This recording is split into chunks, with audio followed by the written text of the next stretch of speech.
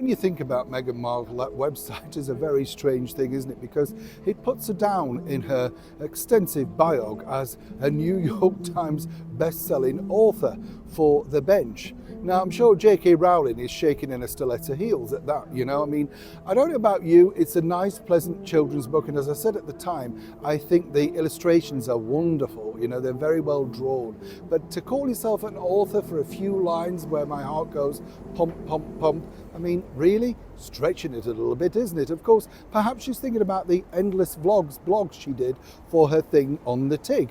Who knows? But Meghan's now got back in print, or thinking to go back in print, should I point out. But don't worry, yes, it's not exactly what you think. As ever, let me explain. Hi, nice to see you. Thank you so much for your time today. We'll have a lovely quick wave. You all right? Not bad. You keeping all right? Yes, I love these palm trees, don't you? It's funny, isn't it, when you see palm trees in the middle of winter?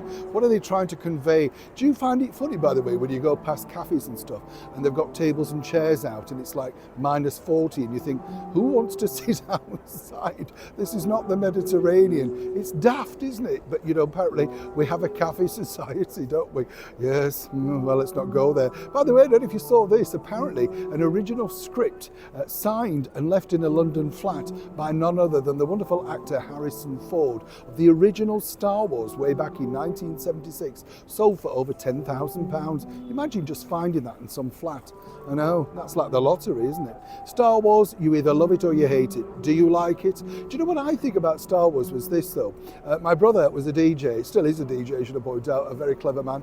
And what was interesting was he had one of the very first editions of Star Wars, the disco mix, you know, the theme tune. Imagine that now, you wouldn't get that, it'd be seen as too friendly, wouldn't it? Too nice.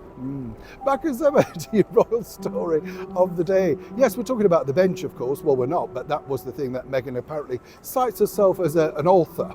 You know, it's a funny thing, isn't it, when you think, because the cookbook, she did a forward on that, and that's mentioned as well. The Grenfell thing, you know, where she took her mother along, who looked bemused in a tent, well, Meghan fingered some lentils and then moved off, and apparently, you know, she's done wonders for that charity. Happy that she has done. Think the book sold well, but that's the gig, isn't it? That's what the royal life was about. But now, as you know, Meghan is moving back into the podcast world, all thanks to a brand new deal, not with a major mover and shaker and player. Oh no, this time around it's just somebody very small, boutique. I love that phrase, don't you? Meaning small with no brass, as we say in the north, no money if you needed that translated. But what I find fascinating also is Meghan and the team believe, get this, that there's also a book spin-off based on these yet to be seen, heard, witnessed, sat down with podcasts.